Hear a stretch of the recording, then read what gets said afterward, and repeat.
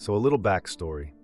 I'm a twin, and when I was born, I hadn't fully developed my lungs, so I had to stay in the hospital for quite a while. Due to this, I had a lot of developmental and emotional issues, dyslexia and anger issues. Now, I don't know if this is the reason, but I believe so, that because of these issues, I was treated poorly by my family, like I was somehow a burden on them. Not to say they were hurtful, but the neglect I received was significant. For example, on our birthdays, I would ask for something and my brother would get it instead. One year I asked for a boombox. Not a big one, but a smaller one. They were all the rage in the 80s, and instead my brother got it. Christmas came around, and I asked for a remote-controlled car, but my brother got one. I was told we had to wait until after the first of the year due to funds. It never happened, so basically I got nothing but clothes for Christmas. Meanwhile, my twin got toys. I tried for years to show I was as good as my brother. He was always good at school while I struggled. In 6th grade, I worked hard to make sure I got good grades, all B's, which was good for me. And they said, "Oh, nice, your brother got all A's." I think it was at this point I realized where I stood. I was just a roommate that they had to take care of, nothing more. So as a kid, I figured that if I couldn't get attention for positive things, then I'll do whatever. And if I get in trouble, at least they would be forced to pay attention to me. Not the brightest idea, but when you are 11 to 12 years old, what do you expect? When I turned 18 shortly after graduating high school, I was met at the door with a bag of clothes. I was told that I had to leave, that they did their job, and I needed to go. I asked what about my brother. They stated he was going to college and going to be somebody, while I struggled in school, so clearly I was going to be a bum. To tell you the truth, I was ready to go anyways. I already knew how they felt, so this didn't even bother me. I grabbed my bag, my mom tried to hug me, but I ignored it and walked out the door without looking back. It took a while for me to get on my feet. Nowhere to go, no place to sleep, not a penny to my name. But I had some friends to rely on, at least temporarily. Fast forward a few years and I met my wife while I was working at a gas station. We just clicked. A few years later, we got married. We built a home together, something I never really had growing up. In 2005, we had a baby girl, and 2 years later, a boy. From my perspective, my life is perfect. Family, home, and a great job in IT. That was until yesterday. I received a phone call from my mom telling me my dad passed away, and that she and the family would hope that I could make it to the funeral. Mind you, I don't know how she got my number, probably from my brother, but I was shocked to say the least. I told her I was busy working, which I was. 12-hour shifts are fun, lol, and would let her know later. She started to say something to the effect that they missed me and would like to be a part of my life or something like that. But I hung up, kinda rude, I know, maybe even ish. But from my perspective, I haven't heard a word from these people in 32 years. So why would I give them any more of my time? I told my wife, and although she knows about my family, she thought it would be the right thing to do. Seeing that my mom reached out to tell me, where she could have not told me, that they are family and probably feel bad and want to reconnect. Mind you, my wife has a big family and they've always treated me like family, so her view of family is different than mine. However, as far as I'm concerned, I already have my family. Those other people are former roommates, that I have no obligation to anyone, but those who I care about and who care about me, my wife and kids. I get it. My wife loves me and is thinking of me and how I might regret not going. Just seems like they now know that dad is gone and life is short, so now guilt is creeping in and they don't want to die with that guilt. I mean, do I go at my wife's suggestion and be miserable being around people that I learned to let go of and not care about in order to look like a better person? Or do I stay home and continue to live my life, putting my own family first and ignoring those people? I guess I'm asking those that have gone no contact with their family if they let them back in. Was it worth it? Or did it backfire in your face and something you wouldn't ever do again or suggest to others? Additional info. Mind you, I live in Florida and they probably are all still in California, so that would be a long trip and not sure if it's worth it. As far as my twin, we don't talk, not that we hate each other. We just walk different paths in life. I get send the occasional Christmas card, but that's it. Unless some miracle has happened, my mom is probably still the self-centered person she's always been. She always wanted to be seen as the good person by family and friends. Update. Okay, first, holy crap. I didn't think my post would get so many comments. I tried my best to respond to as many comments as possible as they came in. But after signing out to cook dinner and spend time with the family, when I came back, there were hundreds of comments. So although I didn't respond to each one, I did read them all. All 750 plus even had to read some this morning. Second, thank you everyone for taking the time to read my post and then to take time out of your day to comment, share your story, post some kind words, and even the few that were blunt about what I should do. Third, at the suggestion of so many of you, I sat with my wife and we went through the comments together so she could get a better understanding of where I was coming from. Although some were a little brutal, she understood and apologized for overstepping. I reassured her that her heart was in the right place and nothing to be sorry for. Fourth, at the suggestion of someone who posted, "Sorry lost your name" in the vast comments, that I contact my brother. I did just that. Update time. Okay folks, I hope you are ready for this shoot show of karma that is about to unfold. Strap in and hold on. So I called my brother to talk to him. I asked him if he had time to talk, and he did. I asked him if he gave my number to his mom, and he mentioned he did. He thought it would be better to hear about our dad's death from mom than from him. I asked him why I would want to hear from someone who kicked me out at 18 and never heard from in 32 years. He was shocked. He told me that mom said that I could stay, but I had to pay rent. But I told them I would never pay rent and left on my own. As others said in my original post, narcissistic people do and say things to make it about them and make themselves look better. I can't really be surprised at this, to tell you the truth. This is exactly who she was back then, and even now. Make me look like the bad apple and her them as the ones who never do wrong.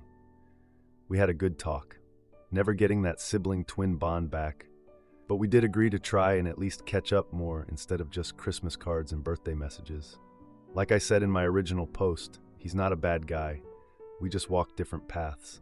So then I asked him why mom wants to reconnect and why she wants me at the funeral.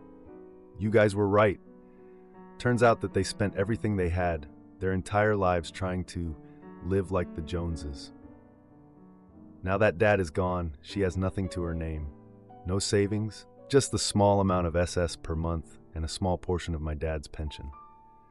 Living in a small trailer, they heard that I actually became somebody, and she was telling others that she couldn't wait to see me at the funeral. She was hoping I would bring my kids so she could see her grandchildren. She actually told my brother that I would be coming, WTF, and was hoping that we could fix our relationship. I'm guessing so that she could start asking for money, as many of you said she would do, seeing as she's dirt poor now. I informed him, after thinking about it, mostly listening to you guys, that I would not be attending, and at no time did I tell his mom I was going. I feel bad dad is dead, but I already mourned them years ago. I'm at peace with myself, and their deaths are and will be no different than that of a stranger. That I feel it won't be for me if I go. It will be for his mom, and making her look good. I'm not interested in doing anything for her. They wrote me off 32 years ago, and I'm in a way better place without her toxicity, narcissism, and lies. I have to give him credit. He wasn't a jerk about it. He understood where I was coming from. I told him, if anyone asks why I'm not there, tell them the truth or lie. At this point in my life, my immediate family is more important than people who have been absent from my life for 32 years. So I don't really care what he tells them. As far as his mom, I'll be staying no contact and blocking the number that she called me from. My wife and I both agree that it's best for me and our family, not only for mental reasons, but for financial reasons. I didn't work as hard as I did to get where I'm at to lose it all to her. As some of you suggested, I'm going to have a small goodbye for my dad on my own time. Again, thanks internet strangers. I never knew so many random people could be so nice and caring. This old guy truly thanks all of you. Now, for a few comments before the update. Comment 1. Your mom is not reconnecting out of any kind of desire or care about you. She probably has extended family who she's hidden this from, and she doesn't want to deal with questions about why you're not there. That's probably something your wife doesn't understand about narcissists. It's never about anybody else but themselves. Whatever reason she has for contacting you, it's for her benefit, not yours. Comment 2. Usually when someone who ignored you for 32 years contacts you, they want something. Your mother didn't want you. She kicked you out the moment she could, and now comes calling. She probably figured out that you are doing well for yourself and wants you to do something for her, or wants access to your kids. Either way, I would block the number. She is not worth it. Now for the update. Hey everyone, back with an update that's gonna knock your socks off. I've been processing everything, and let me tell you, it's been a wild ride.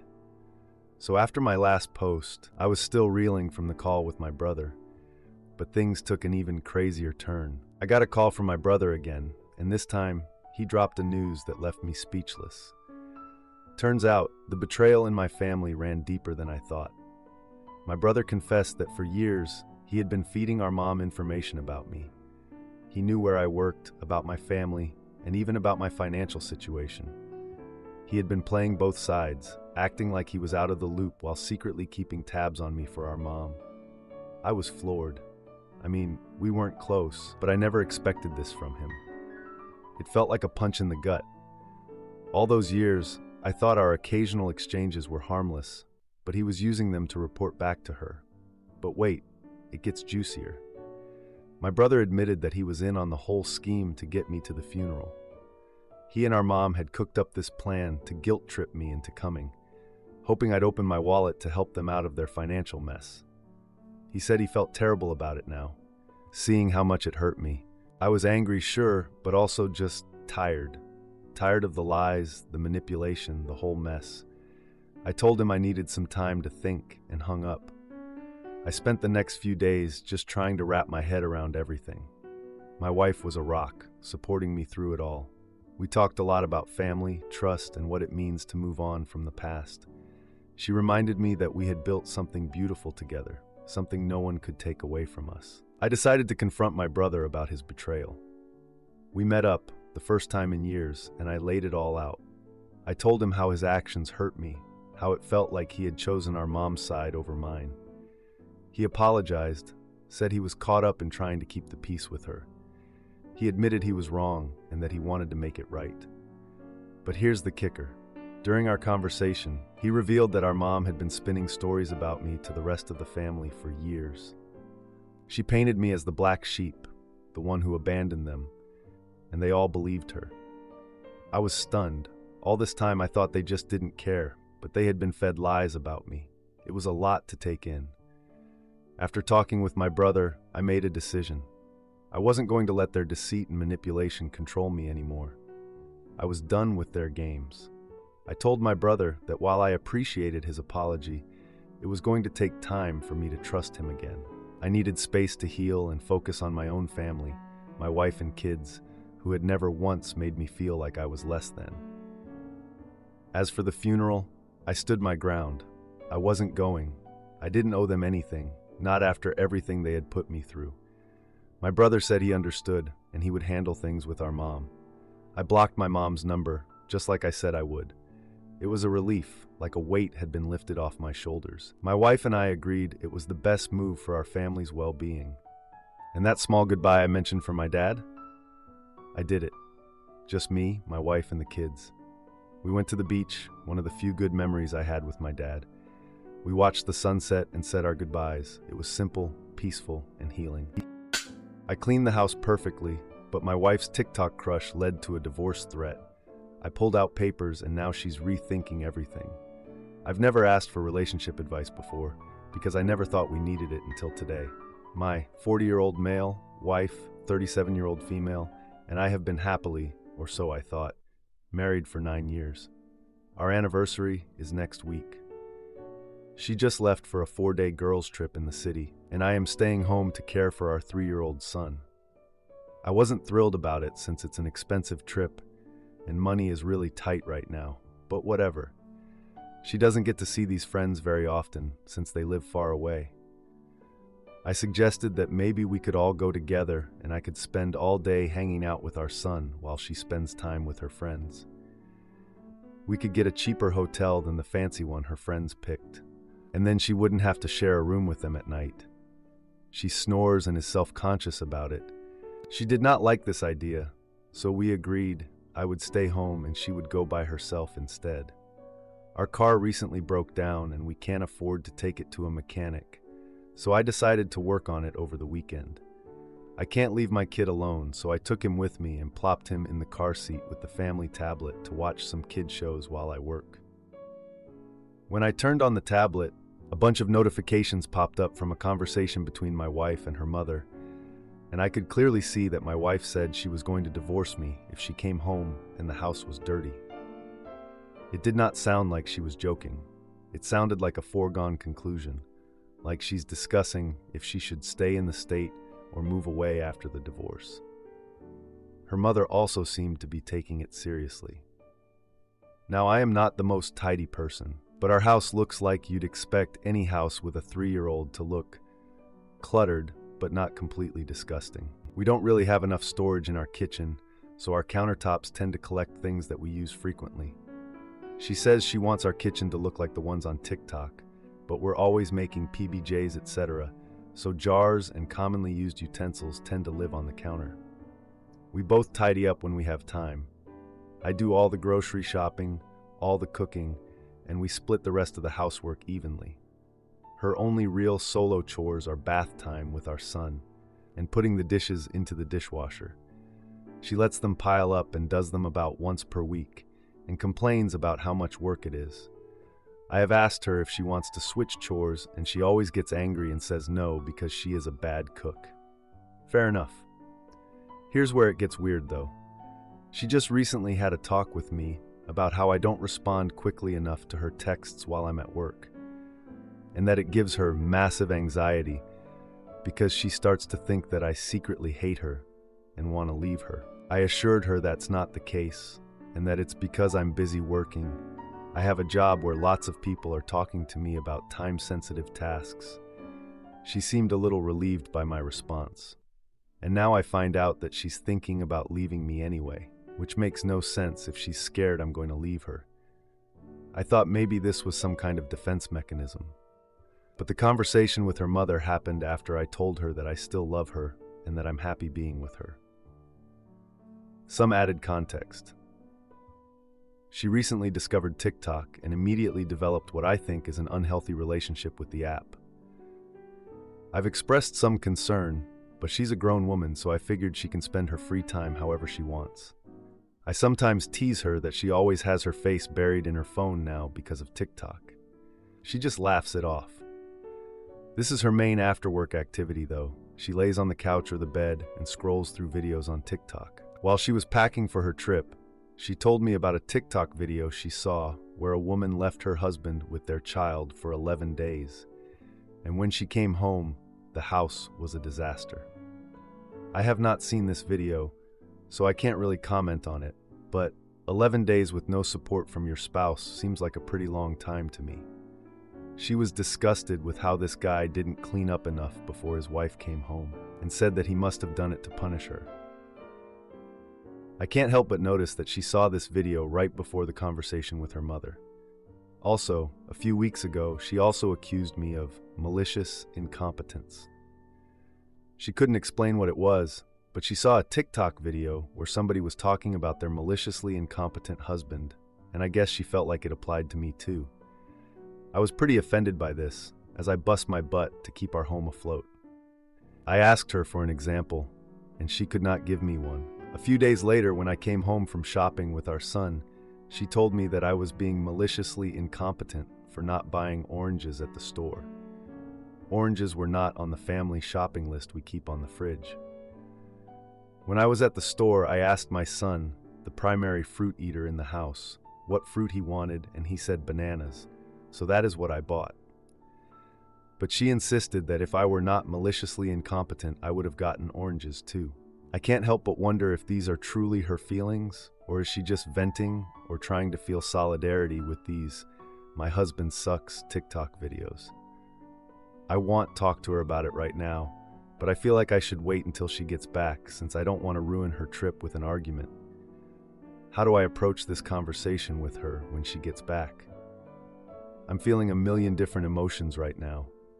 I don't want to lose my wife and son. I could just clean the house super well and pretend like I never saw the message, but I think that would eat away at me, knowing that she was thinking about leaving me over something so stupid. And who is to say there won't be another secret ultimatum in the future? I can't play that game forever. Part of me just wants to print out the divorce papers and hand them to her when she gets home to see what her reaction is. Because I honestly can't tell how serious she is about the whole thing. But at the same time, I don't want to make it worse if she's truly on the fence about it.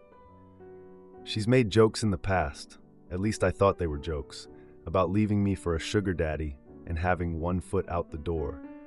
But these were said in a joking manner, and we both laughed at it. Again, this recent conversation with her mom did not sound like a joke to me. This has shattered my world, and I'm not thinking clearly anymore. I'm not sure how I can go back to the way things were. I don't know if this relationship is even salvageable. I can't tell if she's gone crazy or if I am actually as useless as these TikTok husbands I keep hearing about and just don't know it. Nothing makes sense anymore. Edit. I'm going to take a break now.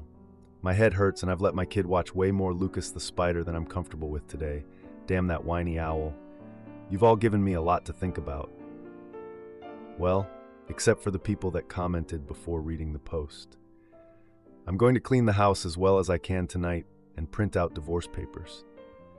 I don't know if I'll do anything with them, but if she's really determined to leave me, then there's not much I can do about it anyway, so I might as well try to make it amicable. If that's what it comes down to. I'll try to update, but she's probably not going to be home before the 48-hour time limit on updates is passed. So it might just have to be an edit on this post. Edit 2. I'm going to pack it in for the night. I feel like my responses are becoming bitter and less constructive. I don't want to start talking shit about my wife. That's not why I came here. Thank you all for the help. Now, for a few comments before the update. Comment 1. I want to pull out one comment because I suspect it might be a big contributor to what's happening here. I have not seen this video, so I can't really comment on it, but 11 days with no support from your spouse seems like a pretty long time to me. How do you think single parents manage not to live in filth? It shouldn't be that difficult to keep a house remotely presentable without your spouse.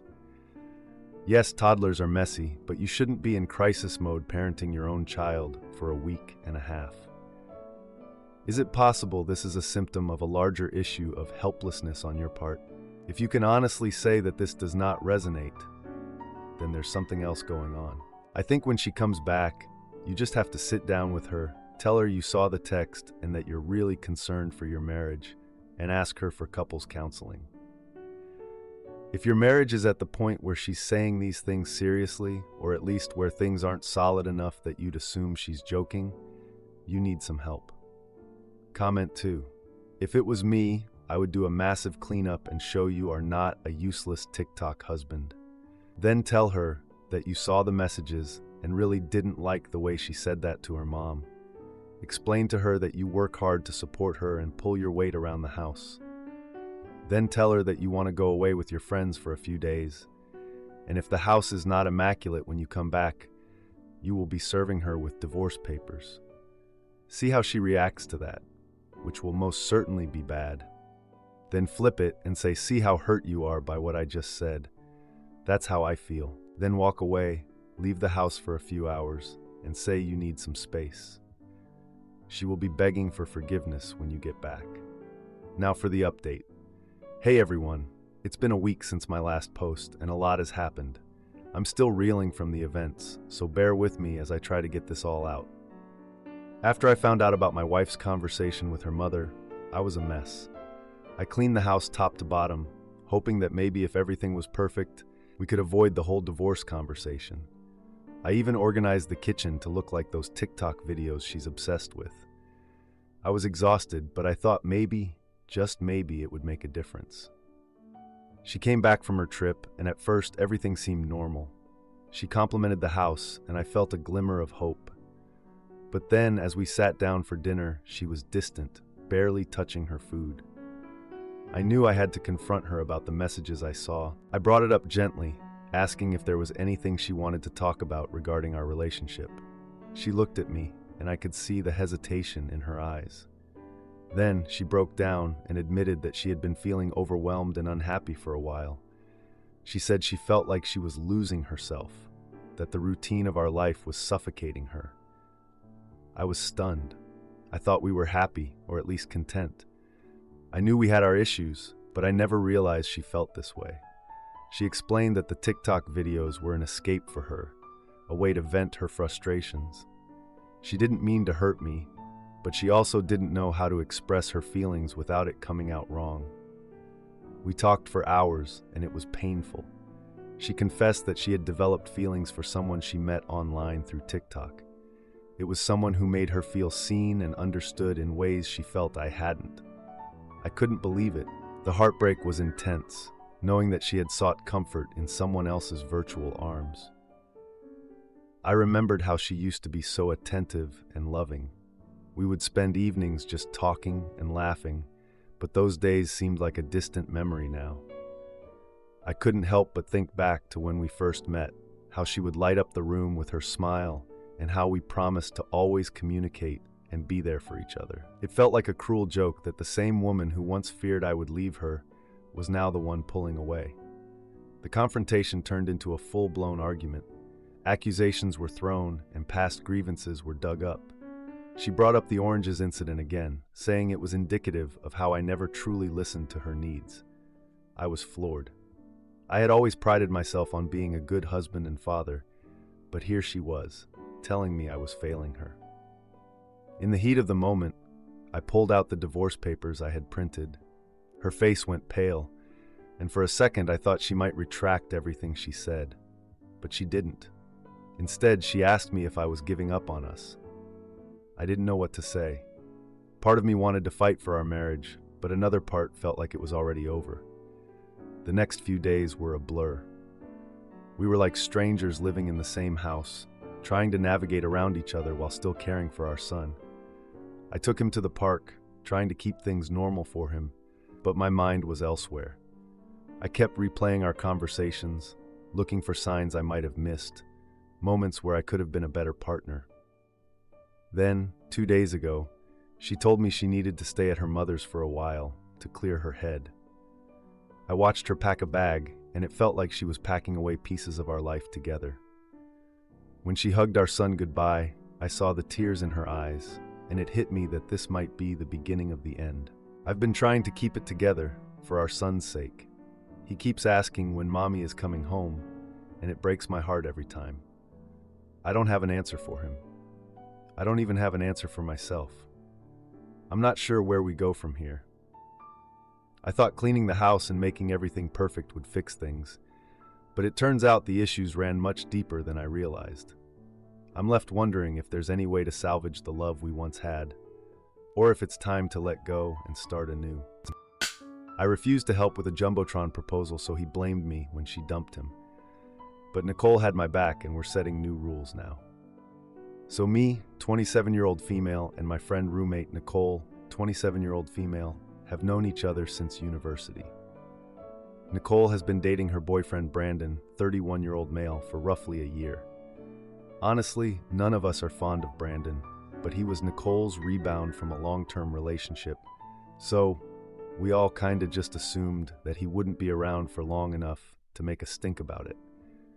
To my surprise, a couple of weeks ago, Brandon messaged me asking me to help plan a surprise proposal for Nicole for their 1-year anniversary. I pretty much knew for a fact that they hadn't discussed getting engaged beforehand, because Nicole has on multiple occasions mentioned that her relationship was not that serious. And not even 2 weeks ago, she said that they would probably break up before she moves to work on a master's degree next year. Anyways, for context, here's how my conversation with her boyfriend went. Brandon, him asking me to help him plan a surprise proposal. Oh, that's exciting. Does Nicole know you're planning on proposing? No, and she isn't going to. I want it to actually be a surprise. Please keep this between us. If that's the case, I wish you luck, but I won't be helping. I really don't think she'll want to be blindsided with a public proposal. Well, you can either help, or I'll be doing a Jumbotron proposal at our city's professional hockey team's game. Your choice. By the last message, I assumed he was just trying to manipulate me and stopped replying. I really didn't think he'd be stupid enough to propose at an NHL game since Nicole hates hockey. I didn't want to meddle, so I just kept quiet to Nicole. To my horror, a couple of days ago, Nicole messaged a group chat with us and a couple of friends and tells us she's dumping Brandon. When someone asked why, she said, "He told me to dress up for a special night he planned for our anniversary. He brought me to a freaking hockey game." I realized I screwed up by not telling her before, so I called her frantically and texted her to get the hell out of there if she doesn't want to be proposed to on the Jumbotron. Thankfully, she saw my text before it happened and left the game before he could propose. They got into a big fight afterwards and broke up before Nicole got home that evening. Nicole is furious now and has been acting really off with me. She's pissed I didn't tell her about him wanting to propose in that way. Honestly, I just don't know what to do here. I feel like I was just put in a shoot situation, and Nicole is acting like I'm the reason all this happened. Is there any way to at least kind of mend the friendship and get back to normal? We're supposed to live together as roommates for several more months after this, so I'd really like to move past this. Now for a few comments before the update. Comment 1. Here's the thing though. She is in the relationship, not you. She chose to date this guy, not you. It's none of your business, really. You told her at a crucial time, there's not much else you can do. You can share a snapshot of conversation you had with him and simply say, you chose not to meddle because again, this is her relationship. She chose to string him along. I mean, why be with someone you don't even want to be with? Yes, he took it too far, but at the same time, I doubt she told him this was a casual hookup either. Let her chill. You can say sorry once, but all else is up to her. It's not your fault a guy she strung along tried to propose to her against your advice. Here's the thing though. She is in the relationship, not you. She chose to date this guy, not you. It's none of your business, really. You told her at a crucial time there's not much else you can do. You can share a snapshot of the conversation you had with him and simply say, you chose not to meddle because, again, this is her relationship. She chose to string him along. I mean, why be with someone you don't even want to be with? Yes, he took it too far, but at the same time, I doubt she told him this was a casual hookup either. Let her chill. You can say sorry once, but all else is up to her. It's not your fault that a guy she strung along tried to propose to her against your advice. Comment 2.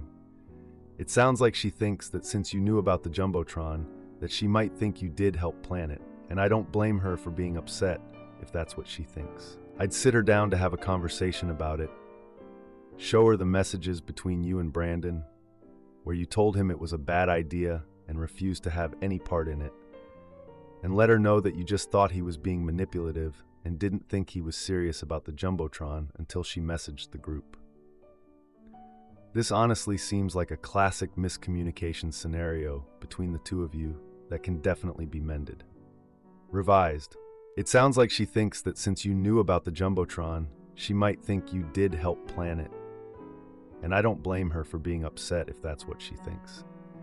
I'd sit her down to have a conversation about it, show her the messages between you and Brandon, where you told him it was a bad idea and refused to have any part in it, and let her know that you just thought he was being manipulative and didn't think he was serious about the Jumbotron until she messaged the group.